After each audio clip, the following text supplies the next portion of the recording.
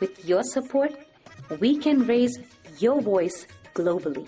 उन्होंने पगड़ी issue no बिल्कुल मतलब कि फ्रांस से राष्ट्रपति के सामने लेके आया ही नहीं है. With your support, we can address those issues that no other media talks about. जो हाल अकालियां ने बादल क्या ने इन्हां ने सिੱਖੀ दिया ਤੇ ਬੇੜਾ ਗਰਕ ਕੀਤਾ ਹੈ. With your support, we can bring you breaking news from around the world. It's about consulting our allies and having a dialogue. These lessons, as I stated, was learned while working with our coalition partners. With your support, we can educate and inform everyone about who Sikhs are and connect our youth to Sikhi. And it's just, representative of a culture that's all about peace. Support your TV channel and help us take your voices to everyone around the world for every human rights issue. United Sikhs ਜਥੇਬੰਦੀ ਨੇ French ਅਤੇ European courts ਦੇ ਨਾਲ-ਨਾਲ United Nations Human Rights Committee ਦਾ ਦਰਵਾਜ਼ਾ ਵੀ ਖੜਕਾਇਆ. All of this is only possible with your generous donations. Continue your support to us and let's go further together. To donate today, please log on to our website www.tv84.tv and donate via PayPal on our website, or you can mail us your donations to TV84 36-01 37th Avenue, Long Island City, New York 11101.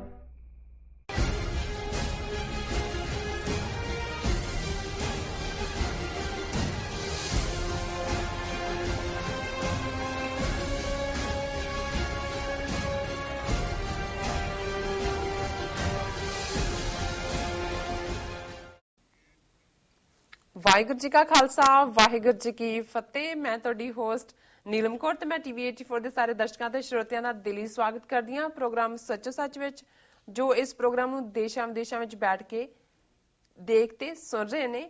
ਹੱਕ ਸੱਚ ਦੀ ਆਵਾਜ਼ ਨੂੰ ਬੁਲੰਦ ਕਰਨ ਵਾਲੇ doctor Amarjit Singh ji ਰੋਜ਼ਾਨਾ ਦੀ ਤਰ੍ਹਾਂ ਸਾਡੇ ਸਟੂਡੀਓ ਵਿੱਚ ਆਏ ਹੋਏ ਨੇ। ਆਓ ਨਾਲ ਮਿਲ ਕੇ ਪ੍ਰੋਗਰਾਮ ਦੀ ਸ਼ੁਰੂਆਤ ਕਰਦੇ ਹਾਂ। ਜੀ ਡਾਕਟਰ ਸਾਹਿਬ ਵਾਹਿਗੁਰੂ ਜੀ ਕਾ ਖਾਲਸਾ ਵਾਹਿਗੁਰੂ ਜੀ ਕੀ ਫਤਿਹ।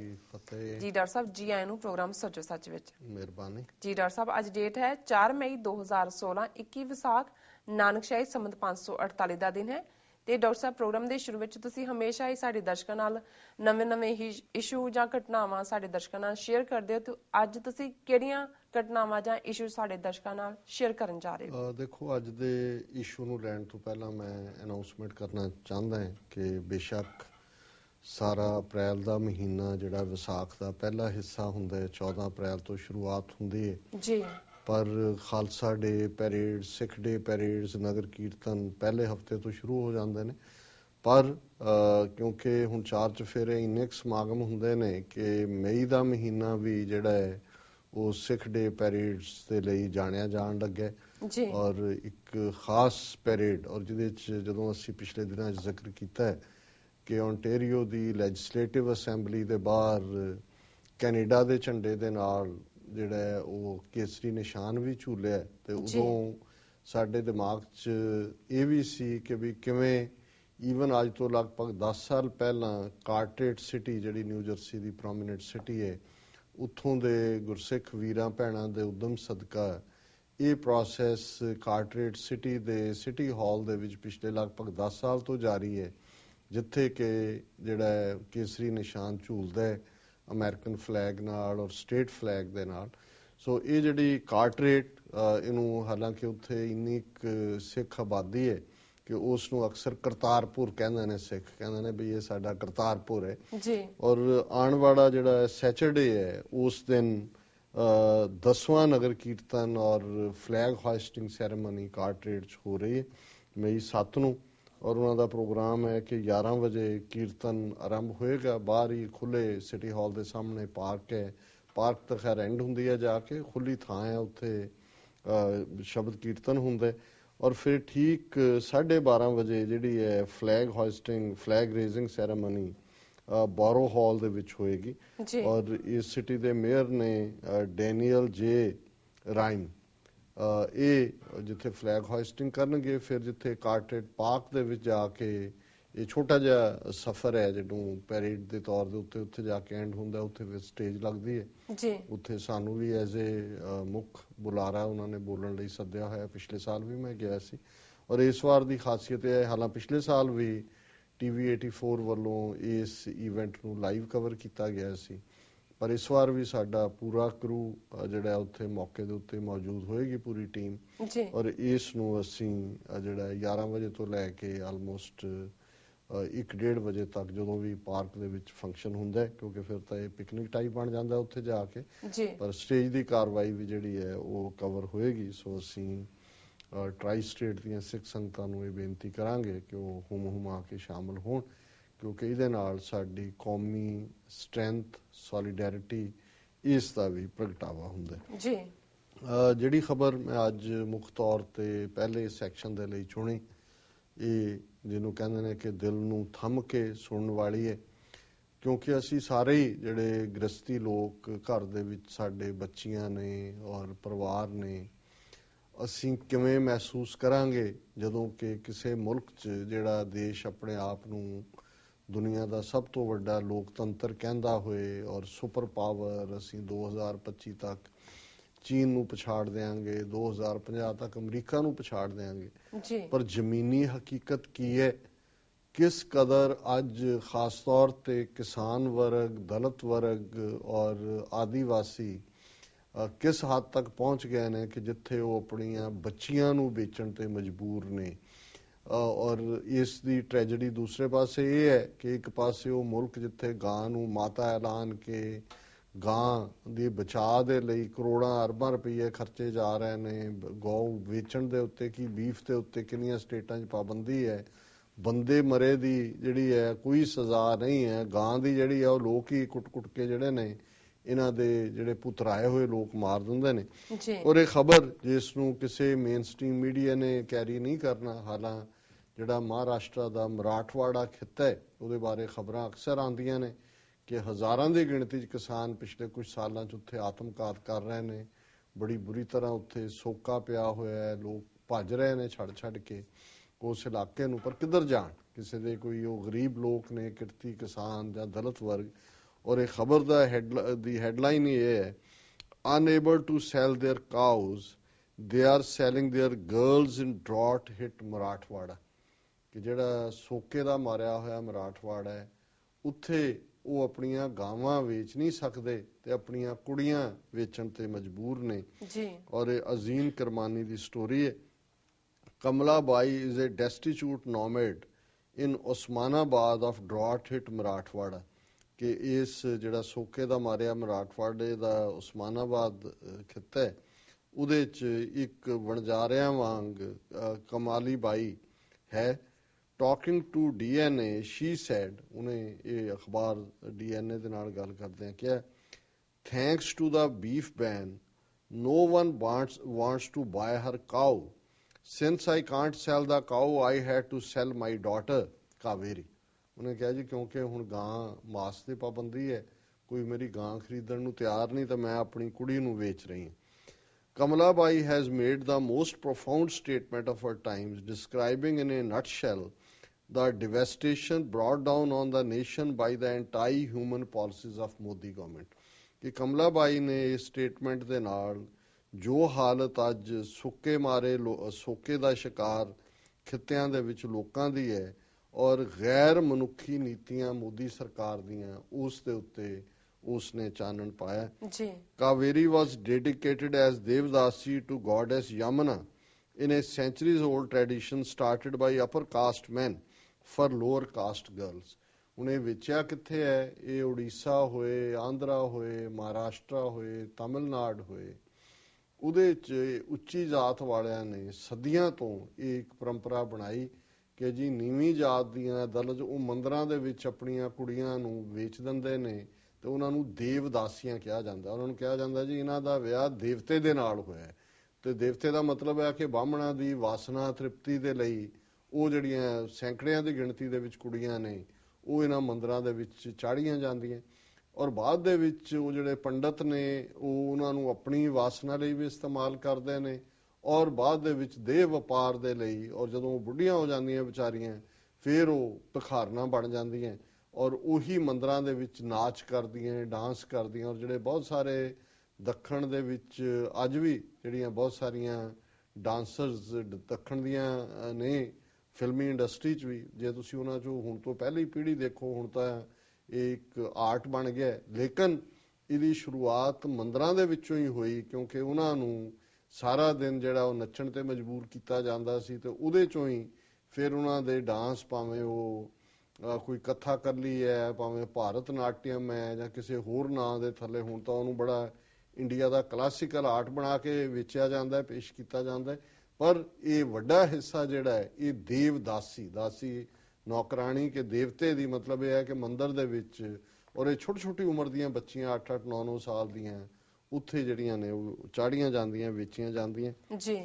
ਔਰ ਕਾਵੇਰੀ ਦਾ ਜ਼ਿਕਰ ਹੈ ਕਿ ਭਾਈ ਉਹਨੂੰ ਇਹਨਾਂ ਦੀ ਜਿਹੜੀ ਦੇਵਦਾਸੀਆਂ ਦੀ ਦੇਵੀ ਹੈ ਯਲਮਾ, ਉਹਨੂੰ ਉਹਦਾ ਨਾਂ ਰੱਖਿਆ ਹੋਇਆ ਕਿ ਵੀ ਇਹ ਅਪਰ ਕਾਸਟ ਮੈਨ ਜਿਹੜੇ ਨੇ ਉਹ ਛੋਟੀਆਂ ਜਾਤਾਂ ਦੀਆਂ ਕੁੜੀਆਂ ਨੂੰ ਜਿਹੜੀਆਂ ਨੇ ਇਹ ਦੇਵਦਾਸੀਆਂ ਬਣਾਉਂਦੇ ਨੇ। Later these girls either become slaves to rich men or prostitutes.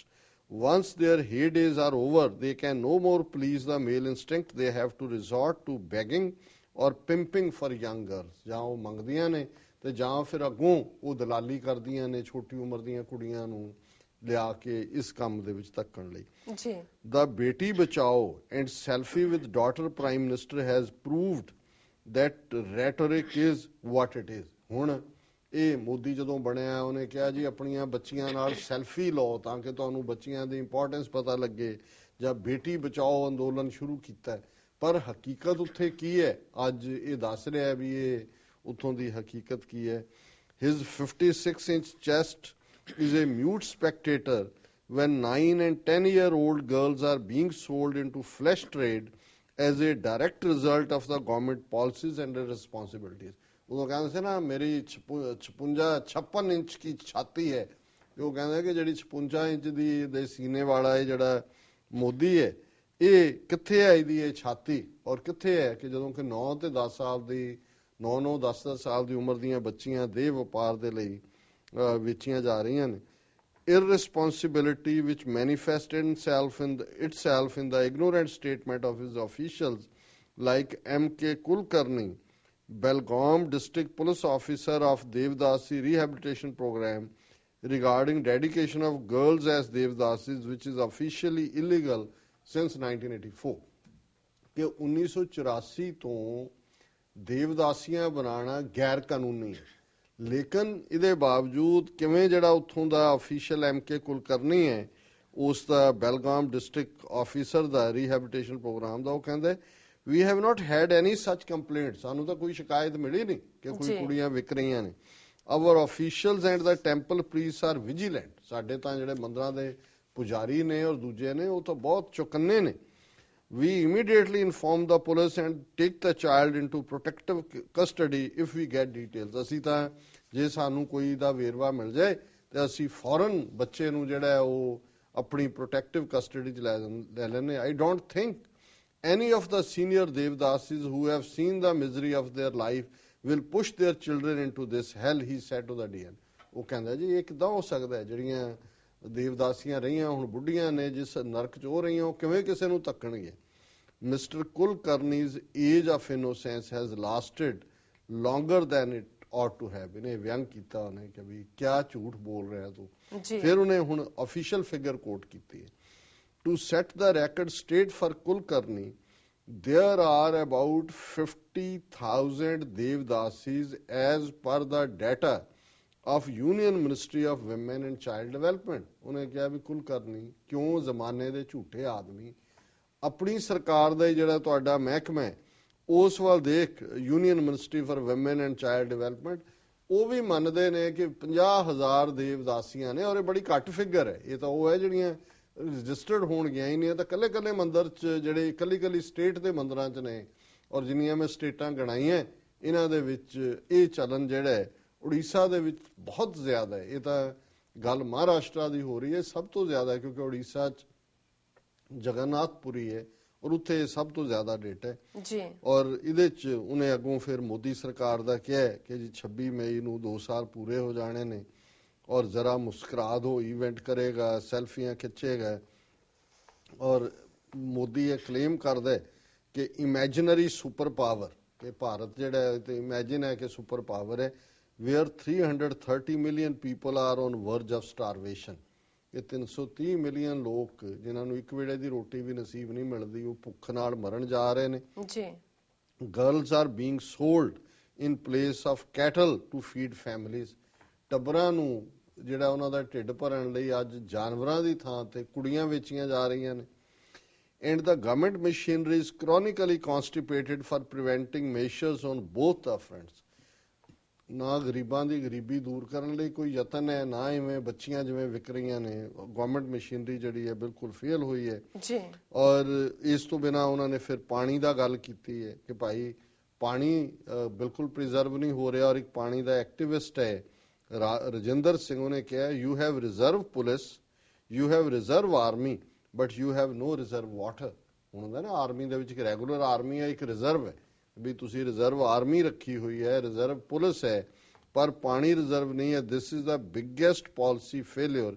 ਇਹ ਸਭ ਤੋਂ ਵੱਡੀ ਜਿਹੜੀ ਹੈ ਪਾਲਿਸੀ ਫੇਲਿਅਰ ਹੈ। ਔਰ ਇਹ ਹੁਣ ਜਿਹੜੀ ਹਾਲਤ ਹੈ ਇਸ ਤੋਂ ਤੁਸੀਂ ਅੰਦਾਜ਼ਾ ਲਾਓ, ਮੈਂ ਇਹਦੇ 'ਚ ਕੋਈ ਆਪਣਾ ਐਡ ਨਹੀਂ ਕੀਤਾ, ਸਿਰਫ ਖਬਰ ਦੇ ਵੇਰਵੇ ਦਿੱਤੇ ਨੇ ਜੀ, ਕਿ ਇਹ ਲਾਰਜੈਸਟ ਡੈਮੋਕ੍ਰੇਸੀ, ਇਹ ਉਹ ਮੁਲਕ ਜਿਹੜਾ ਜਿੱਥੇ ਬਾਹਰਲਿਆਂ ਨੂੰ ਇਹ ਯੋਗਾ ਕਰਵਾਉਂਦੇ ਨੇ, ਇੰਟਰਨੈਸ਼ਨਲ ਯੋਗਾ ਡੇ ਫਿਰ ਆ ਰਿਹਾ, ਉਹੀ ਫਰਾਡ, ਉਹੀ ਪਖੰਡ। ਰਾਮਦੇਵ ਜਿਹੜਾ ਉਹ ਆਪਣੀ ਜੜੀਆਂ ਬੂਟੀਆਂ ਦੀ ਕਰੀਮ ਲੈ ਕੇ ਤੇ ਦੂਜੇ ਲਾਲੂ ਯਾਦਵ ਦੇ ਪਹੁੰਚ ਗਿਆ, ਉਹਦੇ ਮੂੰਹ ਤੇ ਕਰੀਮ ਲਾਈ ਔਰ ਉਹਨੂੰ ਯੋਗਾ ਕਰਾਇਆ। ਤੇ ਉਸ ਮੁਲਕ ਦੇ ਵਿੱਚ ਜਿੱਥੇ ਬੱਚੀਆਂ ਵੇਚੀਆਂ ਜਾ ਰਹੀਆਂ ਜੀ, ਔਰ ਭੁੱਖ ਨਾਲ ਲੋਕ ਮਰ ਰਹੇ ਨੇ, ਕਿਸਾਨ ਆਤਮ ਘਾਤ ਕਰ ਰਹੇ ਨੇ, 4 ਚਫੇਰੇ ਕ੍ਰਿਮੀਨਲ ਗੈਂਗਸ ਘੁੰਮ ਰਹੀਆਂ, ਔਰ ਇਹ ਹੈ ਮਹਾਨ ਭਾਰਤ ਦੇਸ਼। ਜੀ ਡਾਕਟਰ ਸਾਹਿਬ ਬਿਲਕੁਲ ਤੁਸੀਂ ਠੀਕ ਹੈ ਜੀ। ਡਾਕਟਰ ਸਾਹਿਬ ਬਿਲਕੁਲ ਤੁਹਾਡਾ ਬਹੁਤ ਬਹੁਤ ਧੰਨਵਾਦ। ਇਸ ਨਾਲ ਲੈਣੇ ਬ੍ਰੇਕ। ਵਿਊਅਰਸ ਤੁਸੀਂ ਇਸ ਤਰ੍ਹਾਂ ਬਣੇ ਰਹੋ, ਮਿਲਦੇ ਹਾਂ ਆਫਟਰ ਦਿਸ ਸ਼ਾਰਟ ਬ੍ਰੇਕ।